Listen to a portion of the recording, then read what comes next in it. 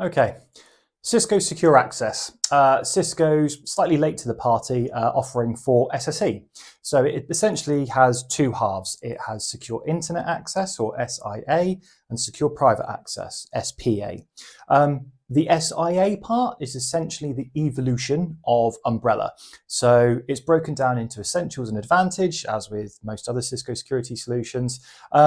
And essentially, within those, you get DNS protection, cloud-delivered firewall for layer 3 and 4, secure web gateway for your full web proxy, CASB functionality, an element of remote browser isolation as well, similar to what you had in Umbrella SIG, and secure malware analytics. Okay.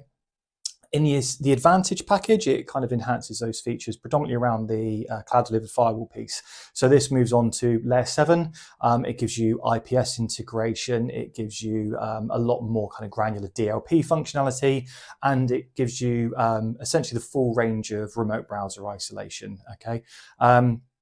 That's the SIA half. You can have just SIA. You don't have to go for SPA as well. It can be a bit of a phased approach.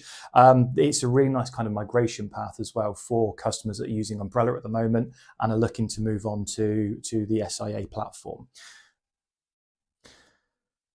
When we have SIA, as the name would suggest, Secure Internet Access, that's about securing your users and their outbound access to the internet, essentially making sure that they're not going to any destination domains that are going to be potentially malicious, or they're not accessing content that would essentially be contradictory to corporate acceptable usage policy.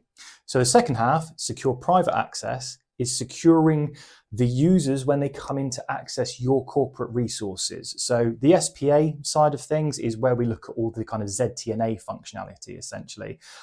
It's VPN as a service. So this is great when you want to add more resiliency and scalability about your VPN access for users. We can take that function off a kind of physical head-end environment in your data center or on-premise and move that into essentially as a service in Cisco's kind of cloud environment.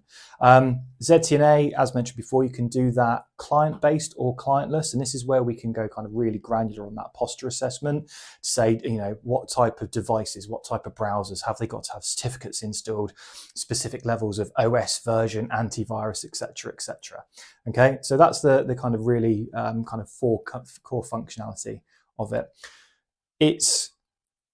For me, it's kind of one of the core staples of the Cisco kind of security platform now. Essentially, everybody needs this functionality. There's a vast majority of organizations out there, obviously, that are working in a hybrid environment, and securing that access with kind of ZTNA functionality is critical. The reason why this is more of an evolution and kind of building into the platform piece is it also integrates with things like ICE, because you can have SGT integration and build out your policies based on those SGTE groups. Likewise, another really kind of critical point for me is its integration into security cloud control. So this is where we're going to start to see that holistic kind of platform approach from Cisco, where you have that one place where you're going to be managing all of your firewalling policies, essentially that hybrid mesh firewall. Well, the firewalling functionality within Secure Access is going to play into that. So this is where, you know, within Security Cloud Control, you're going to have that one place to manage all your objects, all your policies, all your different user groups, incorporating into that the AI Ops assistant, because that's going to make sure you're doing everything adhering to best practice. Okay, so really, really kind of positive for the future.